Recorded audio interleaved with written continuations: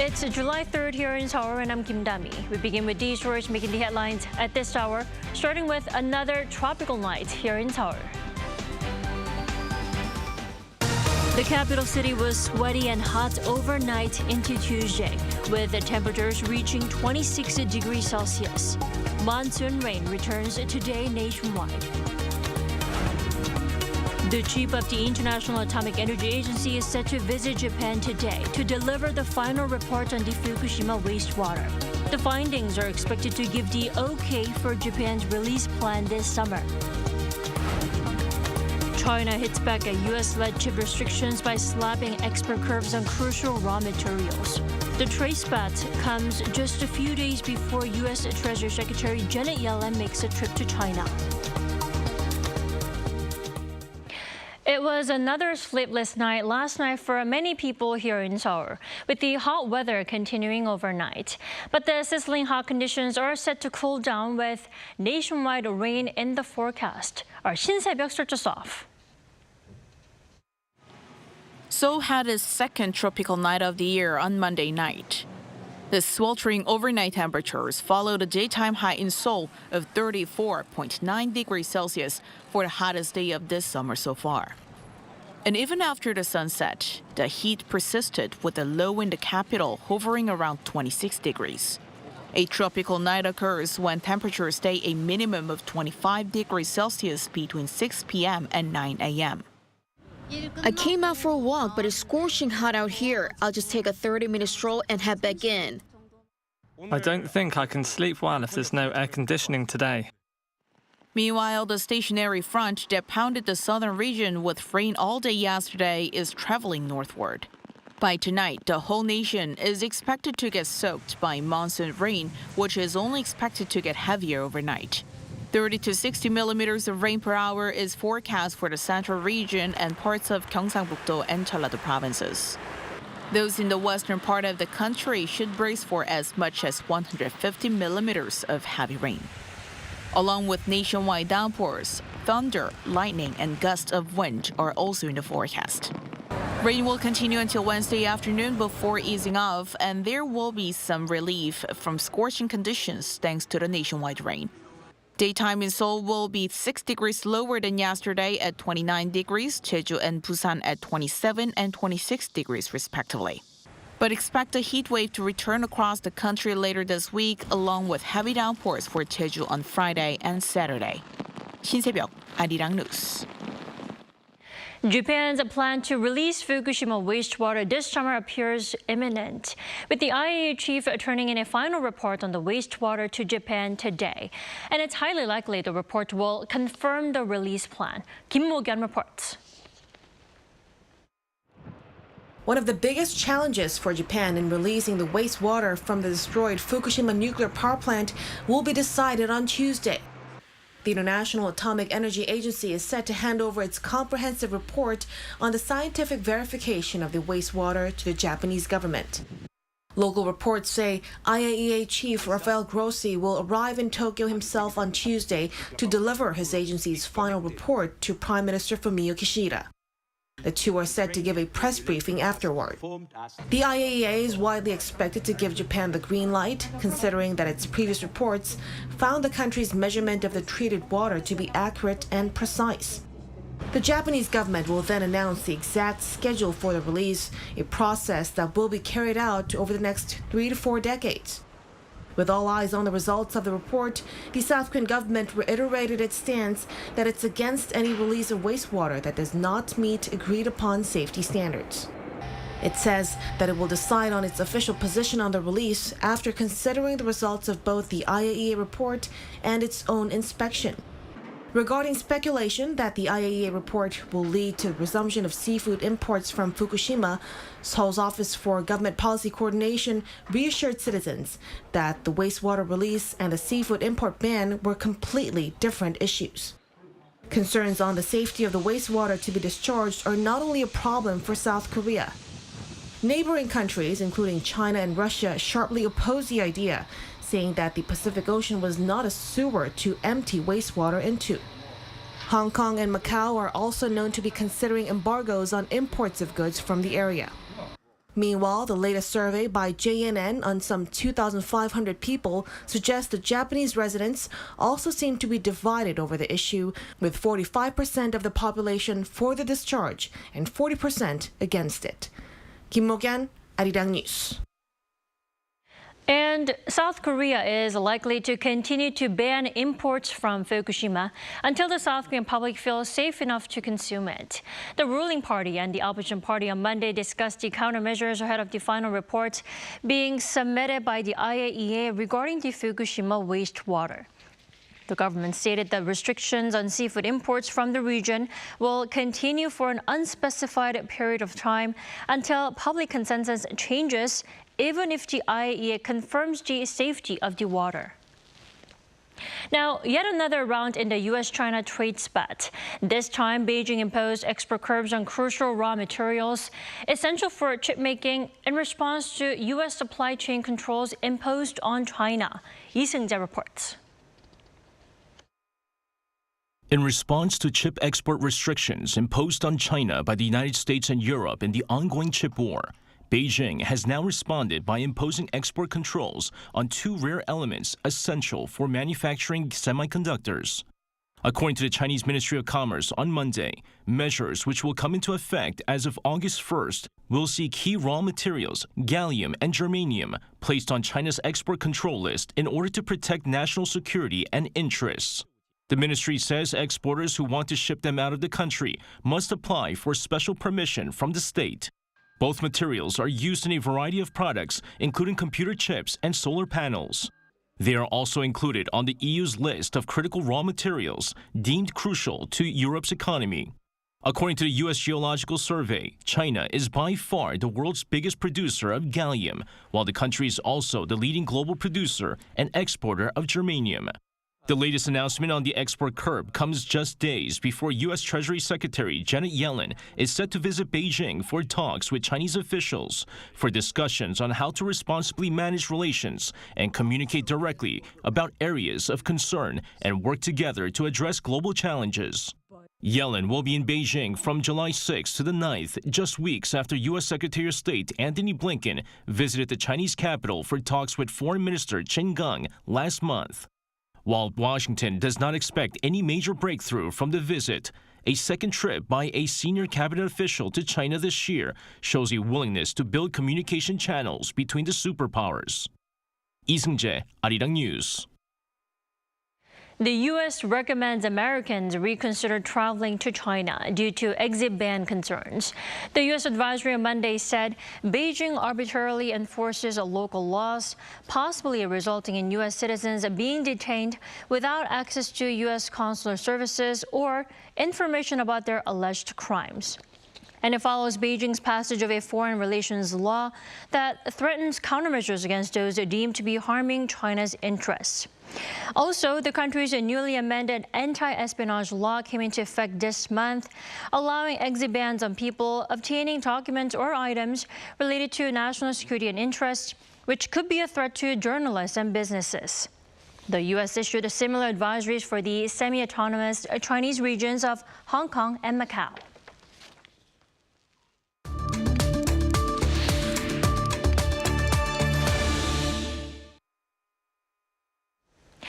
It's been over a week since the Wagner Group's short-lived insurrection against the Kremlin.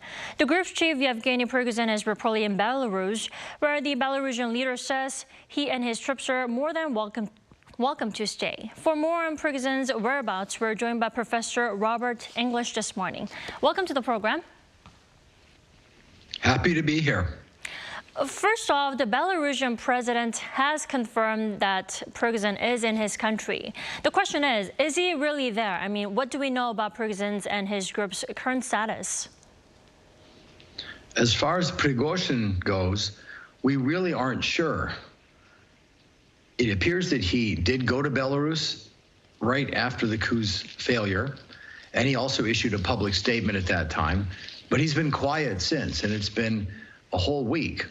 There have been reports that he's back in Moscow. Some of those reports say he's under arrest. Some of those reports said he was meeting with Putin to discuss a new command mission for the Wagner Group. So they're absolutely contradictory. And at this point, we don't have reliable information. Right, so it is unclear at the moment where he actually is or anything we know about his status at the moment. Then the group, Wagner Group, has reportedly not been recruiting for a month, apparently due to temporary non-participation in the Ukraine crisis and also due to its move to Belarus. Is that so, Professor English? Yes, we do know that a big camp is being prepared for the Wagner troops, regardless of whether Prigozhin is in Belarus at the moment or not. His soldiers apparently soon will be there, at least 20,000 of them. And again, beyond that, we don't have good information. There have been reports that the Wagner Group could be involved in fighting in Western Ukraine, which has concerned the Poles and the Baltic states greatly, to the point where they're considering a counter-deployment. There have also been reports that the Wagner Group would be striking in the center of the country, straight towards Kiev, where the earlier Russian attack over a year ago failed. And there have even been reports from the Polish side that the Wagner Group, believe it or not, may be planning to bring African migrants, right? Migrants from the Central African Republic or Mali, where they have operations underway, and turn those migrants loose at the border with Poland and other Central European states to create a kind of chaos. So here we have three completely different versions of what the Wagner Group might be doing in the weeks and months ahead. Again, we just don't know. Right, lots of assumptions at the moment. But in the meantime, there are also reports that Putin has ordered Russia's Federal Security Service to assassinate Prigozhin, right? How likely is that the reports are true? I mean, what's your outlook on his fate? I think his fate will not be a happy one, but I don't think Putin is likely to order an assassination right now. If he'd wanted to kill Prigozhin, he could have done it a week ago, and it would have been sort of clean, and it would have seemed justified because he was in the middle of leading a coup. Now there's been talk of amnesty, of dropping charges, of letting the Wagner Group resume operations in Belarus. And so to assassinate Prigozhin now would make it look like Putin is being deceptive, he's breaking his word, and he would make Prigozhin into some kind of martyr. Right. Putin doesn't need that, and he's more likely to arrest him, have him brought back to Moscow, held in detention, and maybe put on trial. An outright assassination now seems like it would backfire for him politically. Right, Putin may be aiming for a better timing to actually get rid of Prigozhin, maybe just not now. Exactly. Then Putin's takeover of Prigozhin's group has reportedly begun with his media holding group, Patriot Media. That's been shut down. Now, there are also reports that its control will be handed over to Putin's reputed girlfriend, lover Alina Kabaeva. What's your take on this? I think Putin is a little bit too smart to hand over a 25,000 army with tanks, aircraft, artillery to a supposed girlfriend. That does not seem credible to me. Of all the reports we've been hearing, that sounds like it's the least likely. But you know, it's interesting that you mention it because all of these add up to just an overwhelming amount of rumor, of leaks, of disinformation, right? On the Russian side, it serves Putin's interests to keep the West and keep Ukraine guessing about where the Wagner Group might be fighting next. On the American, on the Ukrainian side, it serves our interests to make it sound like Russia is in disarray, that the Wagner Group could be in rebellion again, that Prigozhin is missing and could be plotting another coup. And so both sides, I think, are probably engaging in leaks and disinformation. And we analysts and you journalists are the victims of that at the moment. Right. Let's also go back to Prigozhin's fate. You said Putin could have killed him if he really wanted to last week, right? Then what's a better timing for Putin to actually get rid of Prigozhin then? Later. Right. A better timing is not right now when the echoes of the coup are still resounding, when there's so much confusion and Putin has again made an initial commitment to allow Prigozhin to go into exile. It would look as if he's deceptive and dishonest and just outright mean if he were to kill him now. He doesn't need to. He can arrest him. He might be under arrest right now. He could be under arrest in Moscow. He could be under house arrest in Belarus. In fact, I think that's probably the most likely. And the best thing for Putin is to keep Prigozhin quiet and out of sight. And again, I expect that within some months, we could see a trial with Prigozhin, charged with mutiny, charged with abuse of office, charged with financial crimes as well. They've been hinting about the billions that his group earned and suggesting some of it was illicit. So there's plenty to charge him with.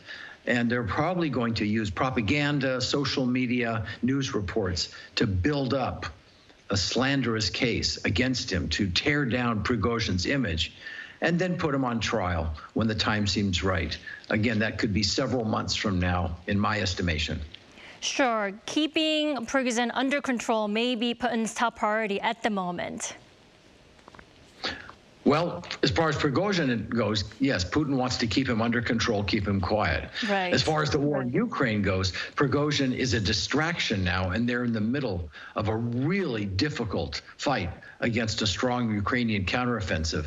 And again, that's why Putin doesn't need more distractions, more divisions, and more seeming disarray on the Russian side. He wants Prigozhin quiet and end the distraction for the time being. Right. Lots of rumors and uncertainties at the moment. Thank you so much for your insight and joining us all the way from Italy this morning. You're welcome.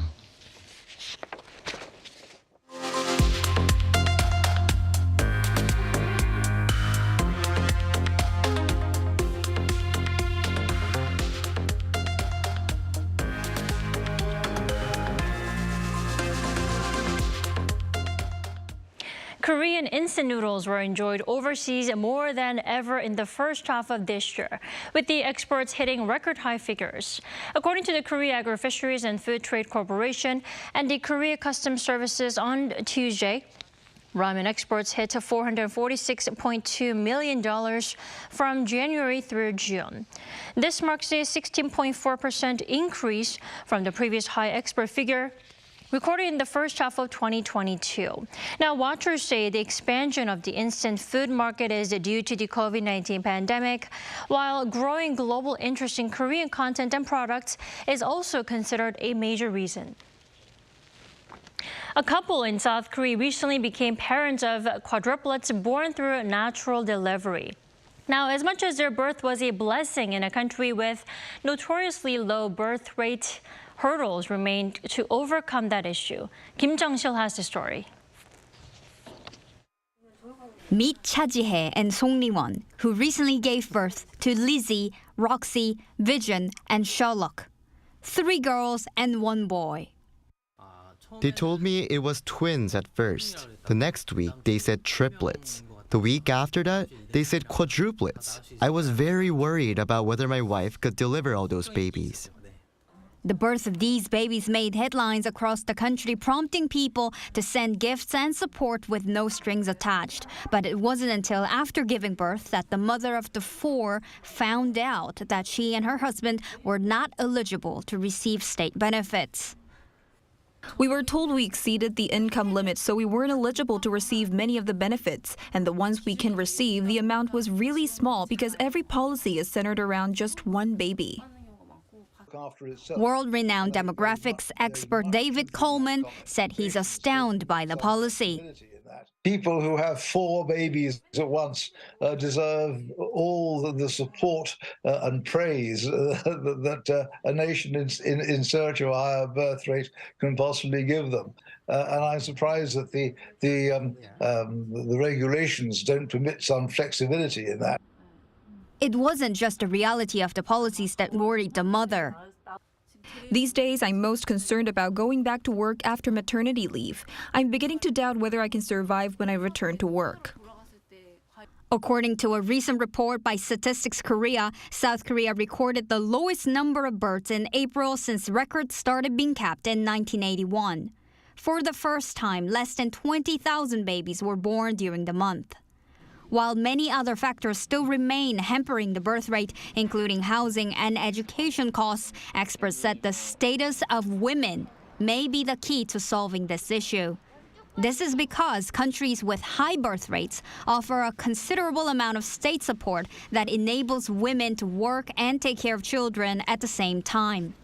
One of my wise colleagues is fond of saying that if you look after the interests of women, then population will look after itself. He added that change can happen, but that it requires society to realize that it is necessary. 김정실, Arirang News.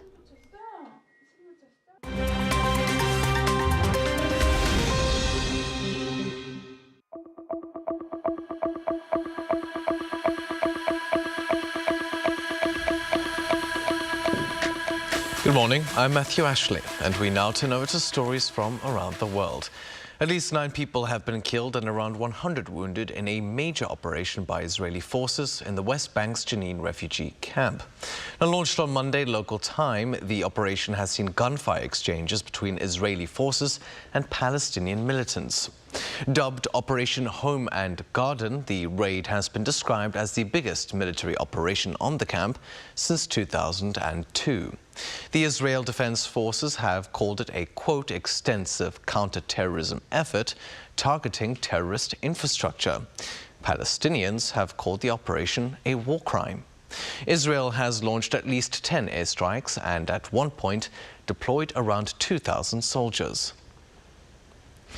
We shift over to Peru now. Local authorities in the southern region of Moquegua are set to declare an emergency in the next few days amid continued spewing of ash from the nearby Ubinas volcano.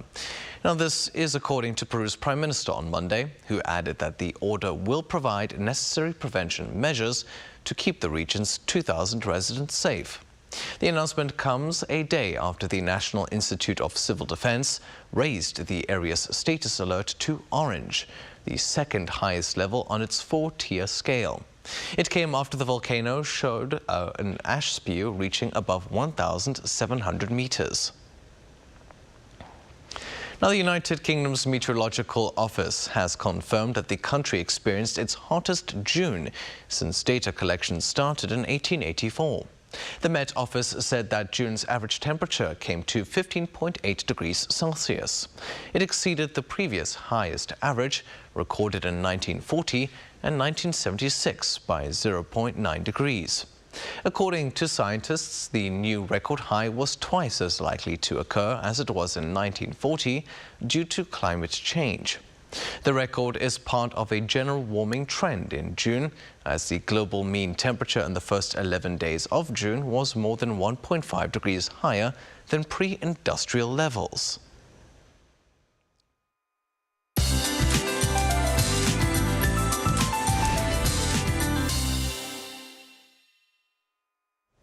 Good morning. After yesterday's scorcher, we need to brace ourselves for downpours again. Rain already started in Jeollado and Chungcheong-Namdo provinces, which will gradually spread to the west coast to the Gyeonggi-do and Jeju, then the rest of the country by the afternoon. And until tomorrow morning, the capital Chungcheong-Namdo and Jeju could see more than 150 millimeters of rainfall. Rain could pound down 30 to 60 millimeters an hour from tonight into tomorrow at dawn. Temperature-wise, the capital experienced the hottest day of the season so far, with the mercury getting close to 35 degrees yesterday afternoon. While today's rain bring relief from the intense heat wave, with most regions seeing highs going down 3 to 5 degrees lower than yesterday afternoon. Not surprisingly, Seoul had a tropical night with temperatures remaining above 25 degrees throughout the night. And today's top temperatures in Seoul will go up to 29, Daejeon at 28 degrees. That's Korea for you, and here's a look at the international weather conditions.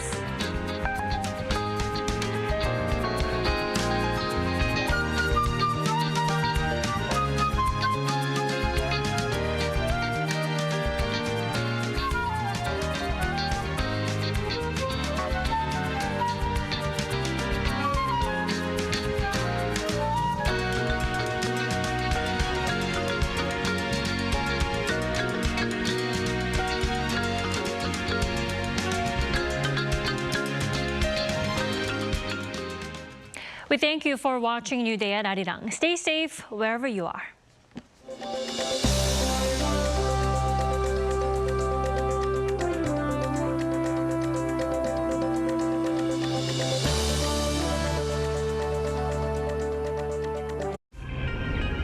한국에 오면 먹어야죠.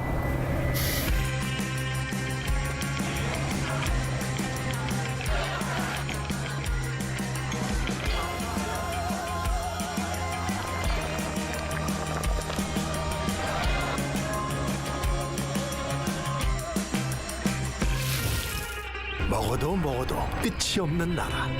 감당할 수 있겠니? 하나, 둘, 셋. Hey, Mr. Cupid, who's my way? Make sure you listen to what I say. I may be stupid or quite naive.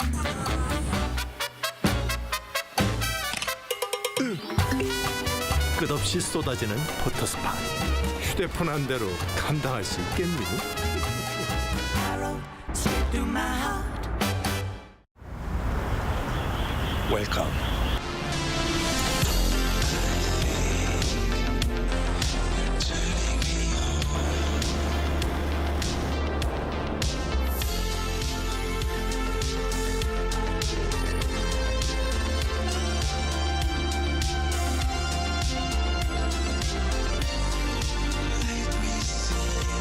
(24시간) 불이 꺼지지 않는 나라.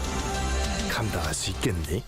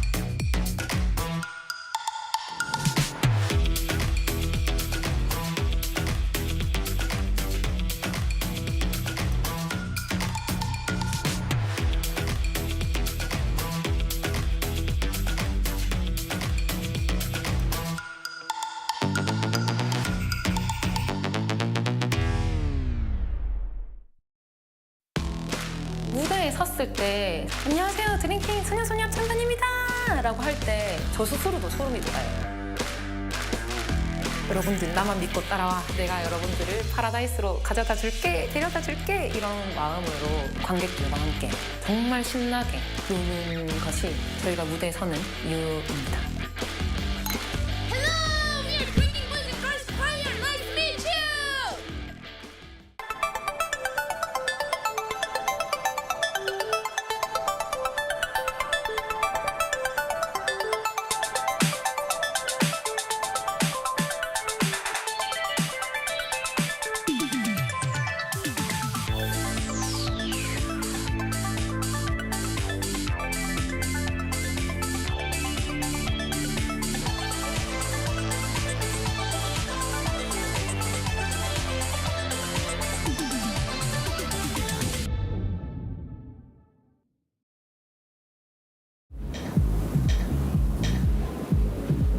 웰컴.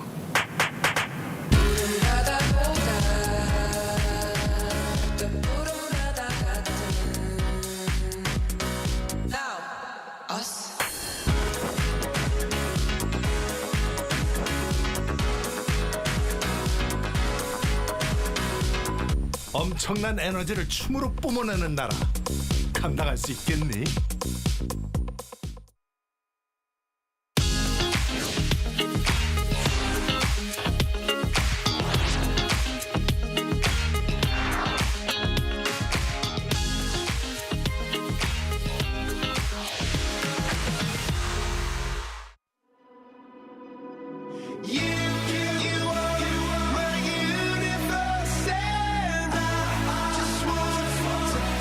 We're here to make a new type of news.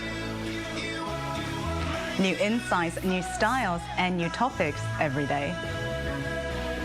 We are News Generation. Making news just for you. It's July 4th here in Seoul. I'm Jenin, and this is News Generation, where we make the news at Arirang's very own open studio. Every morning, we'll discuss the top issues and latest current affairs affecting people in their 20s and 30s. Joining me in the studio is Cheska Dainhong. Happy July 4th! Happy July 4th! It's Independence Day in the States. And Walter Lee. Lovely to be here. Now, both are here to speak on behalf of those in their 20s and 30s. As usual, let's start with our news feed, which covers different hashtags and news items that have been trending on social media over the past 24 hours. Our first story, South Korean singer Psy, who you may know as the guy who sang Gangnam Style, has kicked off his annual summer concert. Now, his concerts are a major summer attraction, as jets of water is always sprayed. For the first time in 4 years, Psy's concerts will be held mask-free. And do you recall us talking about the right to be forgotten here on News Gen? Well, back in April, the Personal Information Protection Commission said it would start a pilot project allowing citizens under the age of 24 to have their right to be forgotten online protected. Since then, officials have accepted URLs of posts uploaded by people when they were younger than 18. Within 2 months, around 3,500 applied for this service. Most were people aged 15 who wanted videos of themselves dancing or trying out social media challenges on YouTube deleted. And last but not least, last week, the World Health Organization said aspartame, a common artificial sweetener used in zero-sugar drinks like diet sodas, could be carcinogenic. The WHO said it could be possibly carcinogenic, which means there is limited evidence behind this claim based on experiments on humans and animals. Though it's been approved by the Food Ministry and has been commonly used for a while in many foods here in Korea, we've seen a major panic wave. Zero-sugar beverage companies have seen a downturn in sales. Now, we're going to take a closer look at the last news story. Zero-sugar drinks have been a popular option for many young Koreans when dieting, but since media reports said aspartame could cause cancer, many have already turned their backs on artificially sweetened drinks. Companies using this ingredient said aspartame is among the 22 food additives approved by the Food Ministry. And Walter, did this news affect you in any way? Did it stop you from drinking zero-sugar drinks from now on? Well, listen, news affected me, yes and no, but like I'm just under the impression these days that anything you ingest can kill you. That is a very positive outlook on life, Listen, Walter. drinking too much water can kill you. It's called water intoxication or drowning as well. So what's healthier than water? I mean, this is just silly in my opinion. I ate 4 pizzas in one weekend once, and I'm pretty sure. 4 slices or 4 whole? 4 whole pizzas in one weekend, and I'm sure that's not good for me, right? I don't think that's good for you Not at all. So why are people worrying so much? I mean, we know that cigarettes and alcohol are proven scientifically to be bad for you. So people still go out and drink and smoke. So these sort of news is just let me have my Coca-Cola Zero in peace and just eat what you want. You know, the reason why I think our generation was so fixated on this news story was because we've seen a lot ask for zero-sugar drinks. Absolutely. Feeling that this is a healthy pleasure. We don't feel guilty when drinking these sweet burger, beverages. my fries, my zero Coke. Exactly. Even though you have a really bad burger for you, you're like, at least I'm having a zero-sugar drink. And we should note how also that aloe vera and pickled Asian vegetables are also considered possibly carcinogenic. Even hot beverages above 65 degrees Celsius is thought to be causing cancer. That means, which you mentioned, Walter, we basically can't eat anything if we're way too concerned about cancer. What do you think about this, Cheska? I mean, this is truly shocking, because the three things that you mentioned, aloe vera, Asian pickled vegetables, and hot beverages are my three top choices in my life. That's what gives me happiness and pleasure. And I know that in this time of age, it is impossible to be completely clean about anything. Even the vegetables and, the fruits that we eat is grown from the soil that unfortunately our generation, our previous generation has committed due to industrialization. So I am also of the opinion that I try to be alert and aware as much as possible about what I'm consuming. But let's face it, I mean, we have hot beverages in plastic cups every day. We literally pour boiling hot water into a fried noodle with sodium packages. So the moral of the lesson here is I think we try to be as healthy as possible, but let's try to enjoy it with some limitations, I would say. Not as much as 4 pizzas. Not that. But if you're too stressed about every little thing that you're eating, I think that would be unhealthy for you as well. And that was our news feed for this Tuesday. Let's now move on to our main discussion topic, unregistered babies. Now, we're going to be talking about this because the Korean government has decided to take action to make sure all births are registered. Take a look at the screen to find out more. From next year, medical institutions must register newborns even if the parents decide not to. That's what the National Assembly decided last Friday. Previously, it was up to parents to register the birth of a child. The government decided to make the change because the Board of Audit Inspection found that at least 2,236 children born between the years 2015 to 2022 weren't registered with the government. What's worse is that these children can't access social services like health insurance or receive proper schooling. Some could even die without anyone knowing about it. Today, News Gen aims to answer 3 questions. 1. What does our generation think about the latest legislation requiring all newborn babies to be registered by medical staff? 2. What do we think needs to be done better to help young parents who feel as if they have no choice but to not register their newborns? 3. How should we better protect these unregistered babies? Recently, South Korea has decided to do something about so-called ghost children whose births haven't been registered. The country is revising the law so that instead of parents, medical institutions could report the birth of newborns to local governments within 14 days. But why is this necessary, and how big of a problem has the issue of ghost children posed to the Korean society, Jessica? As we heard in the VCR, the National Audit Office revealed in the investigation that over the past 8 years, there have been a staggering number of 2,000 over 2,000 cases of unreported children, and some even estimate it might be higher because these are unreported cases. And just sampling the 1% of these unreported cases, they already found five deceased infants, and one of them had a Down syndrome and was actually murdered by the parents. So it is very heartbreaking, and stats show that more than half of these unreported children, due to family abuses, are actually under the age of 4. So we're talking about infants from 0 to about 4 years old. So young. So young. And this predicament is a dire call for the government and the society to take actions, because these are newborn infants that have no capability whatsoever to protect themselves, especially those with mental and physical illnesses that require dire treatment and attention. So it is a very pressing issue that we should keep our attention on. The case you just mentioned is just one of the very many we hear on the news when it comes to what happens when you don't register your child. And I know, Walter, we've mentioned a few times that you are a father to a beautiful daughter right now. So what did you think about when you heard stories about unregistered babies, aka ghost children? Well, it was very saddening to hear, of course, and obviously the cases that went by with like the murder cases as well as, 5 of them dying. It was very heartbreaking to hear.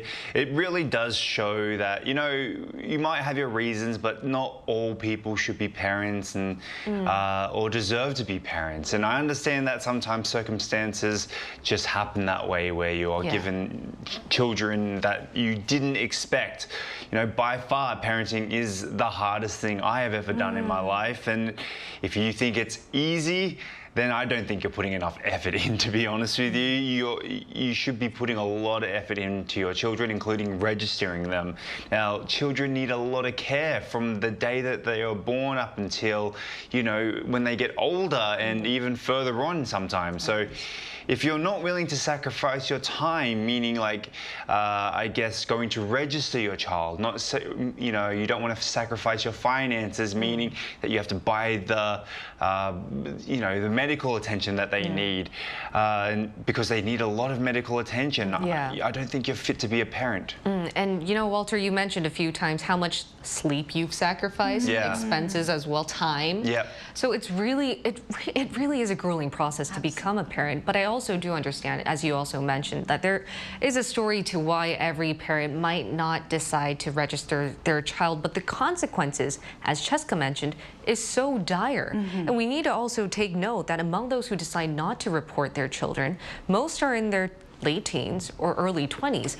Would you care to elaborate more on this? Yeah, and it's great that you mentioned it, and not to stigmatize or generalize, but there is a confluence of factors that cause this, and the top factor is stigma. And because these are teen parents or very young parents or even unwed single parents, there's a social stigma that perpetuates the situation, and they either choose to abandon the children to completely erase their past or even abuse them to the point of death. And in a stats, there have been reported that 80% of the parents that murdered their children turned out to be very young parents. And, you know, sometimes it also related to financial circumstances as well, which go hand in hand. You know, kids with mental or physical disabilities or raising a children requires huge financial responsibility. So they either choose to, you know, abandon or evade reporting in order to completely, you know, get away from the financial burden as well. But the sad fact is there are options out there that will allow those who are financially not well off to help these children go into society as long as you register them. But then again, I also understand, though it's not excusable that you not register your child, I do understand why people do it, because, as you said, the social stigma pushes them to the brink of it. And would you guys like to add your thoughts on what's pushing these young parents from not registering their children? Just to elaborate on what you said as well, there is help out there. There's also the option to put your baby into a baby box, right? Which you can go anonymously, and that's obviously a much better situation than not registering your child and not caring for it. I mean, as an adoptee myself, I understand that, you know, sometimes people weren't ready to have a child, so therefore they had to give it away. Now, there are multiple reasons why people do this. For example, the stigma, the taboo that in Korea, babies out of wedlock is still very, very looked down upon for some reason here. And they shouldn't be embarrassed, but unfortunately that's part of the social system that we're working with. Sex education as well is something to be blamed. South Korea still has a very poor sex education system, in my opinion, which we've talked about on the show previously. You know, we all get curious, but you should get curious by also doing your research. Like Jessica mentioned, responsibility. Some people just don't want that responsibility. Late teens and early 20s, you think that you're an adult, but you're not. You're still a child, really. When you get to 30 or 40, you'll realize that you still made, you know, very childish decisions, and having a child so early on, it's not like back then, is a different scenario today. So a baby is a blessing. It's a precious part of life. Don't choose not to register your child because it will need all the help it can get. Yeah, it will be ripping that child of schooling, basic health insurance, basic necessities. Yes. And what do you think about this issue then, Cheska? What do you think is pushing these young parents from choosing to make their children ghost children? I mean, I think stigma is one of the biggest driving factor, but I absolutely agree with everything that Walter said. I think having a child should be a blessing, but it is a huge responsibility. And parents should be aware of it. And I also think education is top priority. I mean, while it may be controversial, I just want to point out that I find it quite baffling that we are required to get a license to operate an inanimate metal vehicle, and yet we don't have a tutorial or education system before becoming a parent. So I would like to see an education tutorial or some kind of, you know, prerequisite program before parents are required to give birth. So they can walk through the process process of what they need to be preparing for and be better educated on what should be expected of And them. I think Walter would agree if there was something that walked him step by step so that he knows at least what to expect when you're expecting. Yes. I think every young parent would benefit greatly. For sure. And we're now going to include an expert in regards to today's discussion to find out more about this issue and where South Korea should go.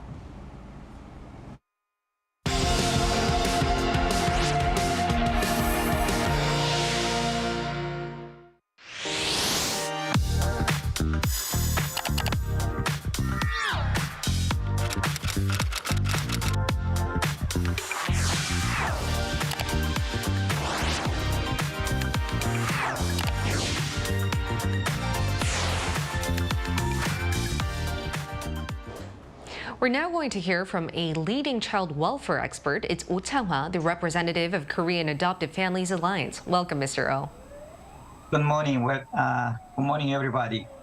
All right, Mr. Oh, we're going to go around and ask you a question each. The first one I'd ask, why is the unregistered children problem such a big issue in Korea? And what's the worst case scenario when these so-called ghost children aren't registered? As panel just mentioned, I didn't expect all the panel knows all the details, and you guys already delivered the well message, but let me repeat again. Because of the worst scenario is the one, we don't know whether baby is alive or not.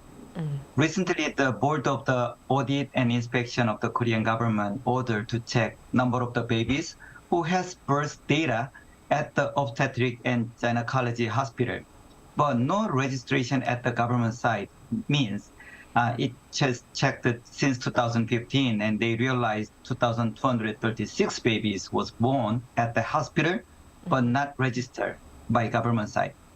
So Health and Welfare government randomly checked only about 1%, 23 babies, and among them, they found 5 babies die, and 2 of them must be murdered by birth mother, and then some babies in baby box, and some mothers they even cannot find yet. So the real problem is we don't know whether baby alive or not. Mr. Oh, before we go on, sorry about that. Before we go on to Cheska's question, as you mentioned, because we already provided details on what happens in the worst case scenario, would you mind explaining to us what the mothers then go through who end up not registering their children? Did you have a chance to talk with them, and did they ever express their regret? Yes, some of mother, and they actually delivered their baby to baby box. And gladly, last 5 years, baby box, tried to meet them and try to persuade them to carry the baby by themselves, by them. And then also they also support a lot of, financial support and find the house and then food. So some of them, yes, they accepted and they be glad to deliver the baby box, and maybe 30% is bring back the baby to caring by themselves. But still, 70% is not. They reluctant to register their name on the mothers because many reasons. Some mother is maybe, as we expect, there is many bad scenario. They could be raped, and they could be very young age, and also they are unexpected and unmarried. So there is many reasons. Mr. Oh, just a few days ago here in South Korea, a new bill passed the National Assembly, which would now require hospitals to register newborns. So it seems like South Korea is taking step by step into something positive. But how is South Korea doing in terms of protecting the new infants in general, would you say? Okay, yes, there is a very strong two voices because we so much worry about this unregistered baby so long and from 10 years. The reason why we could say that because of 2011 adoption law has been revised. 2011, the law required all birth mother who are willing to deliver the baby to adopt family, the mother should register the baby name on mother's family book. Right. So because of that, after that, if you see the baby box number, after the law passed, then suddenly the baby box baby per year is over 200, even 300 babies. So some mother, even though our government health and welfare support is grow so much, but still some of mother not not happy to receive or not happy to kill the baby. So because of this situation, we have to allow them to have a second option, not force them to register their the baby name on mother's book, but they have to release the baby. Because of this mother, we are not blamed because of at least this mother keep their baby's life until deliver the baby. So we actually support them. We actually, very proud of them to keep the baby's life. So, but maybe some mothers not ready or not even, have a good chance or not, environment is not stable. So maybe we have to let them, we have to allow them to deliver the baby to another family instead of just put them in the more difficult situation. That's a great point. Helping the mothers would also help the babies that potentially could end up not being registered. So I think we need better welfare programs for sure. And it is. So, Mr. O, so what should be done to strengthen child welfare policies here in South Korea?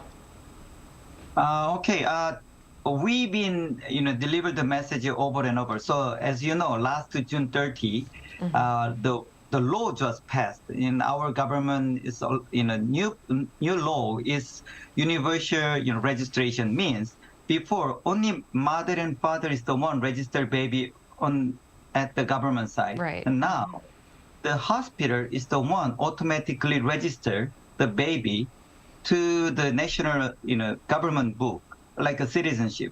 But problem is if we forced only this law passed, which is now, then more mother who unplanned, unready mother, they will not deliver the baby in hospital because they're scared to deliver the hospital because of the baby will be automatically registered on mother's name.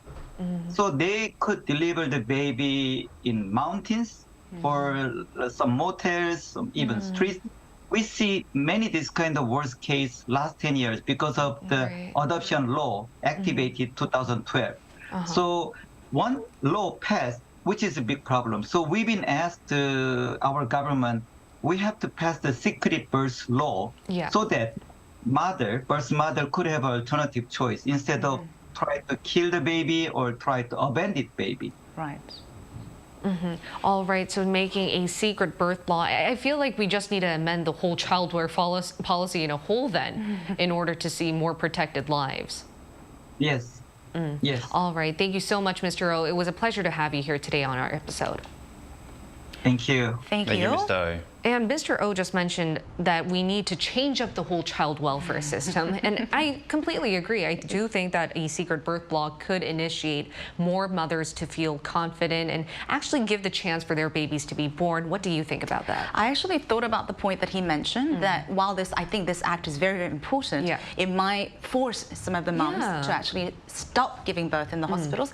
So I think more important than changing the welfare policy, which is very important, I think it's the stigma. The stigma needs to change so that it is perfectly okay to still come and have your baby reported, but also okay to give it up for adoption if you're not in the condition to raise your baby. And in order for us to do that, we need better education, don't you think? Yeah, we definitely do need better education. For mothers out there that might feel ashamed that they have a baby that is not wanted through whatever reason.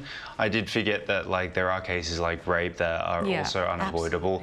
But please give your child the chance to live out their life. Like for people like myself who was not wanted by their birth parents, we do go on to try and do good things around the world. So if you're not ready, that doesn't mean that you can't still do this in a proper way and go to a baby box, and it's okay to not be ready. And there are options out there, and hopefully today's episode gave you guys more insight and information on what's out there.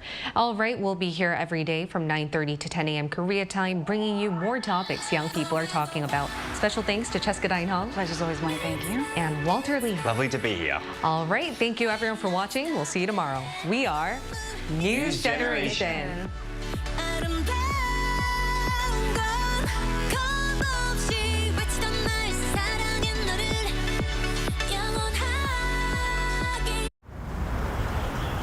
Welcome.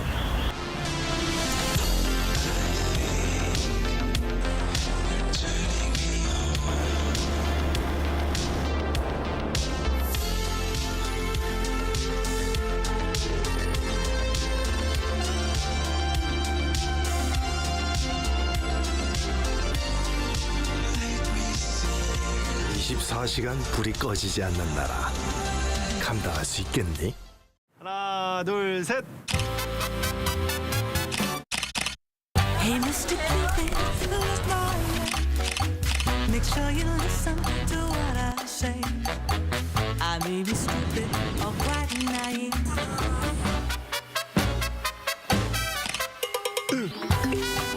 끝없이 쏟아지는 포토 스팟. 휴대폰 한 대로 감당할 수 있겠니? Arrow straight through my heart. 웰컴.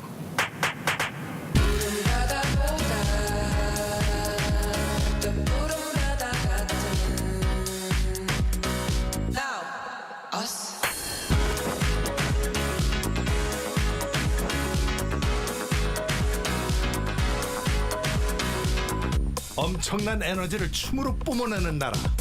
감당할 수 있겠니?